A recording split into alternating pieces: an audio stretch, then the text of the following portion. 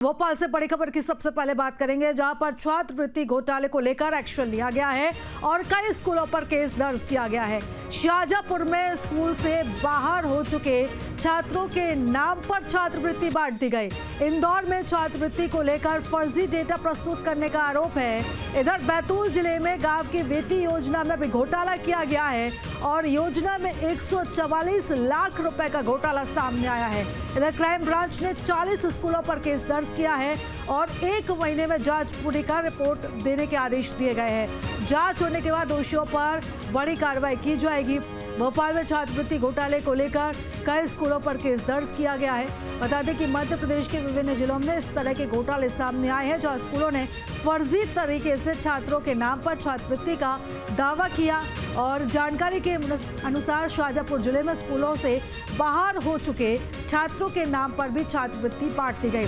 और राशि भोपाल के अलग अलग लोगों के खातों में जमा कराई गई है। तो वहीं इंदौर में 5 स्कूल संचालकों पर अल्पसंख्यक छात्रों के छात्रवृत्ति राशि का दावा करने के लिए फर्जी डाटा प्रस्तुत करने का आरोप है और इसमें लगभग 12 लाख रुपए हड़प लिए गए हैं। इसके साथ ही बैतूल में गांव की बेटी योजना के तहत 144 लाख रुपए का बड़ा घोटाला सामने आया है, जहां फर्जी दस्तावेजों के आधार पर भुगतान किया गया और इसको लेकर क्राइम ब्रांच ने 40 स्कूलों पर अब केस भी दर्ज किया है और अब आगे की कार्रवाई की तैयारी की जा रही है।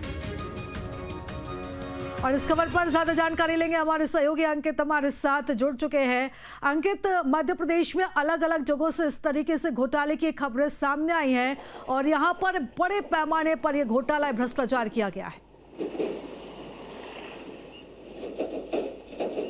जी बिल्कुल, कहीं ना कहीं छात्रवृत्ति की अगर बात कहें तो पूरे मध्य प्रदेश में जो है छात्रवृत्ति के साथ कहीं ना कहीं घोटाले जैसी हरकत भी की गई है, क्योंकि जिन छात्र इसके पात्र नहीं थे लेकिन उन छात्रों को भी पात्र बनाकर उनके नाम का पैसा किसी और के खाते में डाल दिया गया। वहीं पिछड़ा वर्ग बच्चों की बात करें, अल्पसंख्यक बच्चों की बात करें तो उनके साथ भी कहीं ना कहीं धोखाधड़ी हुई है, क्योंकि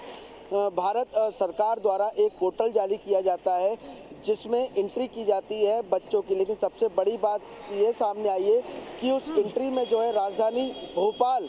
के बच्चों की एंट्री तो की गई जो कि 1 कक्षा से 8वीं कक्षा तक की होनी चाहिए, लेकिन ऐसे स्कूलों ने जो है 9वीं से 12वीं तक के बच्चों की एंट्री भी जो है इस पोर्टल में कर दी, जिसमें कम से कम 57,90,000 रुपए का घोटाला जो है सामने आया है। क्योंकि जिन स्कूलों को सरकार अनुमति देती है 1 कक्षा से 8वीं कक्षा तक की, कहीं ना कहीं उन स्कूलों में जो गरीब बच्चे रहते हैं जिनको छात्रवृत्ति मिलनी चाहिए, अल्पसंख्यक पिछड़ा वर्ग के बच्चे रहते हैं, उनके लिए जो है लगातार सरकार योजना बनाती है, लेकिन जालसाजी करके दूसरे स्कूल का चयन करके 9वीं से 12वीं तक के बच्चों की भी छात्रवृत्ति ले ली गई। और ऐसा राजधानी भोपाल में ही नहीं हुआ है, ये पूरे मध्य प्रदेश के स्कूलों में जो है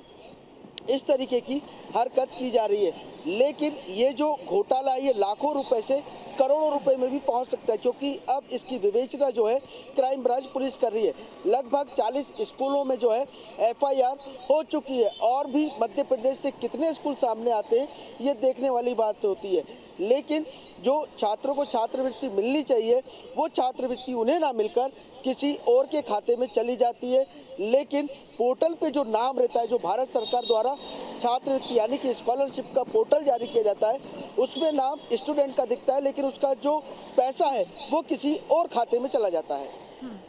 बिल्कुल, और जब इस पूरे मामले की जांच होगी तो और भी कई खुलासे होंगे और बड़े स्तर पर ये पूरा घोटाला आप सामने आ सकता है। आप लगातार नजर बनाए रखिएगा, बने रहिएगा अंकित, आप हमारे साथ और भी खबरों पर हम आपसे विस्तार से जानकारी लेंगे।